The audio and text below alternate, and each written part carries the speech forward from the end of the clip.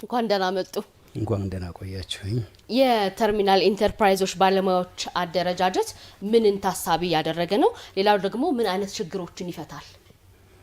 የአዲስ አበባ ከተማ የትራንስፖርት ቢሮ በቅርቡ የተርሚናል አገልግሎቱን የተሻለ ለማድረግ የአደረጃጀትና የአሰራር ለውጥ አድርጓል።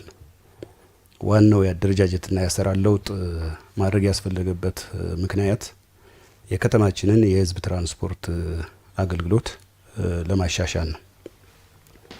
ከዚህ አኳያ የቀድሞው ተራ አስከባሪ አደረጃጀትና አሰራር ብዙ ችግሮች የነበሩበት ነው።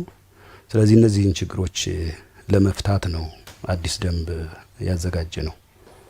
ከነበሩ ችግሮች ውስጥ የተወሰኑትን ለመጥቀስ የመጀመሪያው አደረጃጀትና አሰራር ሁሉንም የታክሲ መተላለፊያ ቦታዎች ሁሉ እንደ ተርሚናል ወስዶ የተራ አስከባሪዎች አደረጃጀት እንዲደራጅ ያደረገ ነበረ። አሁን ላይ ግን እሱ ትክክል አለመሆኑ ታውቆ መነሻና መድረሻ ተርሚናሎች ብቻ የተራ አስከባሪ አደረጃጀት እንዲኖራቸው የተደረገበት ሁኔታ ነው ያለው። ስለዚህ መነሻ ላይና መድረሻ ላይ ብቻ ያተኮረ አደረጃጀት ነው። ከዚህ ቀደም የነበረው አደረጃጀት ግን ከመነሻና መድረሻ ተርሚናሎች በተጨማሪ ህገወጥ ተርሚናሎችን ጭምር እና ደግሞ የታክሲ መተላለፊያ የሆኑትን ቦታዎች ሁሉ እንደ ተርሚናል ተቆጥረው የተራ አስከባሪ አደረጃጀት ተፈጥሮ የነበረበት ሁኔታ ነው የነበረው። ይህም በመሆኑ ታክሲዎች በመተላለፊያ ቦታዎች ሁሉ እንደ ኬላ እየተቆጠረ ለተራ አስከባሪዎች ክፍያ የሚከፍሉበት እና እንግልት የሚፈጠርበት ተጠቃሚዎችም የሚጉላሉበት ሁኔታ ነበር የነበረው። ስለዚህ በተለይ በአገልግሎት ሰጪ በኩል ሲቀርብ የነበረውን ቅሬታ በመሰረታዊነት የፈታ ነው እዚህ አካባቢ የወሰድነው እርምጃ ነው። ይህም በመሆኑ ባለፉት ጊዜያት የነበሩት ተርሚናሎች ወደ 197 የሚደርሱ ነበሩ። አሁን ግን አብዛኛው ህገወጥ ተርሚናል በመታጠፉና መተላለፊያ የሆኑ ቦታዎች ደግሞ እንደ ተርሚናል ስለማይወሰዱ 87 ተርሚናሎችን ብቻ ነው ያደራጀ ነው ማለት ነው። ስለዚህ አዎ ከ110 ተርሚናሎች በላይ እንዲታጠፉ የተደረገበት ሁኔታ ነው ያለው። ሌላው የቀድሞ አደረጃጀት የነበረበት ችግር በየተርሚናሉ የሚደራጀው የሰው ኃይል የስራውን ክብደት መነሻ ያደረገ አልነበረም። ስለዚህ ጧት እና ማታ በፈረቃ ነው የሚሰራው የተርሚናል አገልግሎት።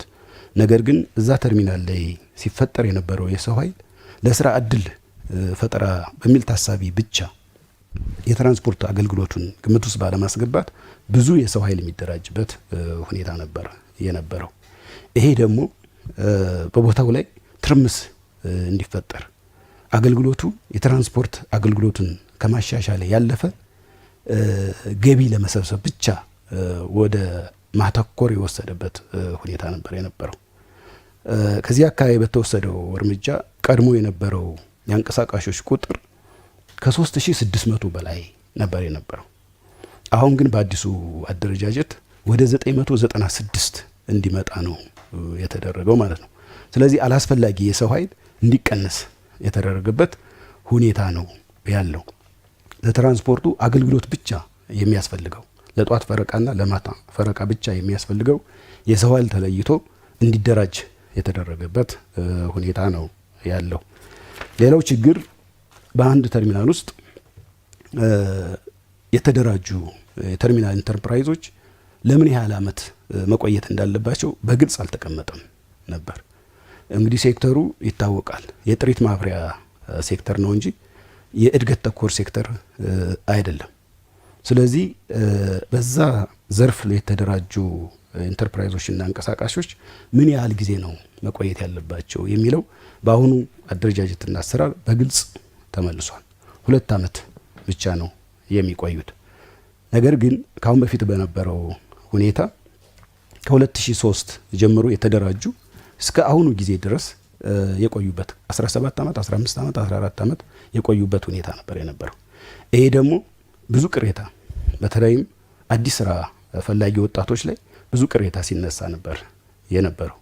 እኛ የስራ እድል ባጣንበት ሁኔታ አንድ ኢንተርፕራይዝ እና ተወሰኑ አንቀሳቃሾች ተርሚናል ለረጅም ዓመት እየተጠቀሙበት ነው የሚል ከፍተኛ ቅሬታ ሲቀርብ የነበረ ነው።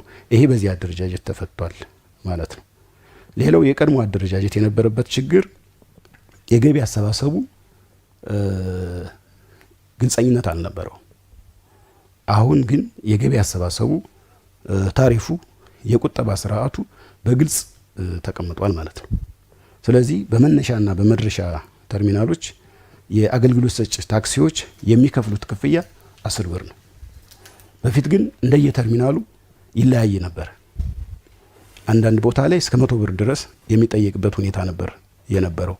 አሁን ግን በሁሉም ተርሚናሎች የክፍያ ስርዓቱ ተመሳሳይ ታሪፍ እንዲኖረው ተደርጓል። ይሄ በመሆኑ ደግሞ በአገልግሎት ሰጪ አካላት ሲቀርብ የነበረውን ቅሬታ በመሰረታዊነት መፍታት የተቻለበት ሁኔታ ነው ያለው።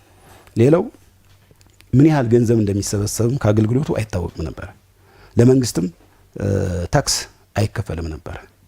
ከዚህ በተጨማሪ ኢንተርፕራይዞች 2 ዓመት ከቆዩ በኋላ ወደ ሌላ የእድገት ተኮር ዘርፍ ለመሸጋገር የሚያስችላቸው የቁጠባ ስርዓትም አልተዘረጋም ነበር። በአሁኑ አደረጃጀትና አሰራር ግን 20% ለመንግስት ገቢ የሚደረግበት 30% ደግሞ በኋላ ወደ እድገት ተኮር የሚሸጋገሩበት የቁጠባ ስርዓት እንዲዘረጋ ተደርጓል። 50% ደግሞ ለነሱ በአካውንታቸው ገቢ ሆኖ የሚከፋፈሉበት ስርዓት ተዘርግቷል። ሌላው ከገቢ አሰባሰብ ጋር ተያይዞ አሁን የተደረገው ለውጥ መሰረታዊ ማሻሻያ የገንዘብ ንክኪ የሚባል ነገር የለም። በአሽከርካሪዎችና በተራ አስከባሪዎች ወይም ደግሞ በኢንተርፕራይዝ መካከል የጥሬ ገንዘብ ንክኪ የለም ማለት ነው። የተዘጋጀ ሲስተም አለ። በዛ ሲስተም ብቻ አሽከርካሪዎች ይከፍላሉ። ገንዘቡ ደግሞ ወደ ስኬት ባንክ አካውንት የሚገባበት ሁኔታ ተፈጥሯል ማለት ነው። መልካም። እዚህ ላይ ይቅርታ ላቋርጦና ብዙ ጊዜ የሲስተም ችግር እንዳለ አሽከርካሪዎቹ ያነሳሉ። ይህ ችግር እንዳለ ምን ያህል እናንተ ቢሮ ታውቃላችሁ? ይህንን ችግር ለመቅረፍስ እየተወሰደ ያለ እርምጃ አለ የሚለውን ነገር ቢመልሱልን። ከዛ ውጪ ቀደም ሲል የነበሩ የተራ አስከባሪዎች ተሳፋሪዎቹ እንደሚፈልጉት ሳይሆን አሽከርካሪዎቹ እንደሚፈልጉት ቦታ ላይ እንዲጭኑ ያደርጉ ነበር። ምናልባትም ዳጎስ ያለ ክፍያ ወይ ሊቀበሉ ይችላሉ። ምናልባትም ደግሞ በርካታ ተሳፋሪዎች ወዳሉበት አቅጣጫ ብቻ እንዲሄዱ ያደርጉ ነበር። ዛሬ የተሰማሩት እነዚህ የስራ ዕድል የተፈጠራላቸው ወጣቶች ይህንን ችግር ከመቅረፍ አኳያ ቢሮ ምን ያህል ክትትል እያደረገ ነው? እውነትም እንደተባለው በሁሉም አቅጣጫ በሚፈለገው ተጠቃሚዎች በሚፈልጉት ቦታ ላይ እንዲሄዱና የማስተናበሩን ስራ ከመስራት አኳያ የእናንተ ቢሮ እያደረገ ያለው ክትትልስ ምን ይመስላል? አቶ ያበባል። አመሰግናለሁ። ከሲስተም ጋር ተያይዞ እንግዲህ ያው ከጀመርነው ገና ሳምንታችን ነው። ስለዚህ ሲስተሙን ከመለማመድ ጋር ተያይዞ ውስንነቶች እንዳሉ ለማየት ሞክረናል። አንዳንዶቹ በተራ አስከባሪዎች በኩል ያሉ ውስንነቶች ናቸው። ሌሎቹ ደግሞ በአገልግሎት ሰጪዎች በተለይም በታክሲ ሹፌሮች በኩል የሚታዩ ውስንነቶች ናቸው። ሌላው ሲስተሙን ያለማው አካል ጋራም ተያይዞ የመዘግየት ሁኔታዎች የታዩበት ሁኔታ ነበር የነበረው። ይሄ ሁኔታ በየዕለቱ እየተገመገመ ሲስተሙን ካለማውና ከሚያስተዳድረው አካል ጋራ ውይይት እየተደረገ በየቀኑ ማሻሻያ እየተደረገበት ነው። በጣም አሁን ባለው ሁኔታ በጣም ፕሮግረስ አለው። ይሄ ችግር ሙሉ በሙሉ ይፈታል። ያን ያክል ከባድ ችግር አይደለም። ሁለተኛ ደግሞ እንደዚህ በሲስተም ክፍያ መፈጸም አሁን እንደ ሀገርም እንደ ከተማም አዲስ ነገር አይደለም። ግን ያው ሲጀመር የሚያጋጥም ችግር አለ። ይሄ ችግር ግን ደረጃ በደረጃ እየተፈታ ወደ ሙሉ አገልግሎት እየተሸጋገረ የሚገኝበት ሁኔታ ነው ያለው ማለት ነው። ሁለተኛው ችግር ቅድም እንደተባለው የቀድሞ አደረጃጀት አገልግሎት ሰጪዎች ከተሰጣቸው መስመር ውጭ እንዲጭኑ የሚያደርጉበት የሚተባበሩበት ሁኔታ ነበር የነበረው ማለት ነው። ይሄ የሚሆነው ምንድነው? የታሪፍ ልዩነት ስላለው ነው። ለምሳሌ ከመነሻ ቦታው 20 ብር ወደሚያስከፍለው መስመር የሚሄዱ ከሆነ 20 ብር ነው የሚቀበሉት። ይሄኛውን መስመር አስትተው ወደ 70 ብር ወደሚጫንበት መስመር የሚሄድ ከሆነ ክፍያው 70 ብር ይሆናል ማለት ነው። ስለዚህ አገልግሎት ሰጪዎችና ተራ አስከባሪዎች ተመሳጥረው ከተሰጣቸው ስምሪት ውጭ የሚሄዱበት ሁኔታ ነበር የነበረው ማለት ነው። አንዱ ይህን ችግር ለመፍታት ነው ለሁሉም ለመነሻና መድረሻ የታሪፍ ማስተካከያ ተመሳሳይ እንዲሆን የተደረገው የዚህ ነው ማለት ነው። ሁለተኛው የቀድሞው አደረጃጀት የኢንተርፕራይዞች ተልዕኮ በትክክል አይታወቅም ነበር። ግልጽ ተጠያቂነትም አልተቀመጠም ነበር። የአሁኑ ህግ ግን የተዘጋጀው የህግ ማዕቀፍ የኢንተርፕራይዞች ተልዕኮ በትክክል ተቀምጧል። ችግር በሚፈጥሩበት ጊዜ ደግሞ የተጠያቂ ስርዓቱ በአግባቡ ተቀምጧል። በጣም ጥሩ። የተቋማት ተግባርና ኃላፊነትም እንደዚሁ በአግባቡ ተቀምጧል። በርካታ ጥያቄዎችን አንስተናል። ምላሾትም ጥሩ ነበረ። የአዲስ አበባ ትራንስፖርት ቢሮ ኃላፊ አቶ ያበባል አዲስ ተጨማሪ መረጃ ሊያደርሱን ስቱዲዮ ተገኝተው መረጃ አድርሰውናል። እናመሰግናለን። ሸጋ ምሽት ይሁንልዎት። አመሰግናለሁ።